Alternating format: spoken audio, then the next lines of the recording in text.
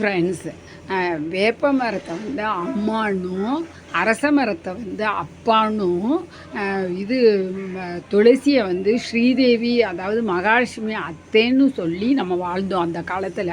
மஞ்சள்லாம் வந்து நம்ம வீட்டில் வச்சுக்கிறது ரொம்ப நல்லது அப்படின்லாம் நம்ம வந்து ஐதீகங்களை உருவாக்கி அந்த வேப்ப மரத்திட்டையும் புங்க மரத்திட்டையும் நம்ம சொல்லுறப்ப வந்து அது நம்மளோட குறைகளை எல்லாம் காது கொடுத்து கேட்பாங்க அப்படிங்கிறத நம்ம வந்து அந்த காலத்தில் மஞ்சள் குங்குமம் வச்சு சேலை கட்டி வேப்ப மரத்துக்கு சேலை கட்டி அந்த காலத்தில் நம்ம கும்பிட்டோம். அதை தான் இன்றைக்கி ஜப்பானில் வந்து ஃபாரஸ்ட் தெரப்பினே ஒரு தெரப்பி உருவாக்கியிருக்காங்க. அது என்னான்னு கேட்டால், மரத்துக்கிட்ட போய் மரத்தை கட்டி பிடிச்சிக்கிட்டு அதுக்கிட்ட நம்மளோட குறைகளை சொல்லும் போது அது கேட்குது அப்படிங்கிறத சொல்கிறாங்க.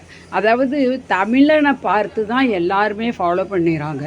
அதனால் வீட்டுக்கு வீடு நம்ம மரம் வளர்க்கணும், நம்ம வாழ்க்கையில் வளம் பெறணும். வாழ்க வளமுடன். நன்றி, வணக்கம்.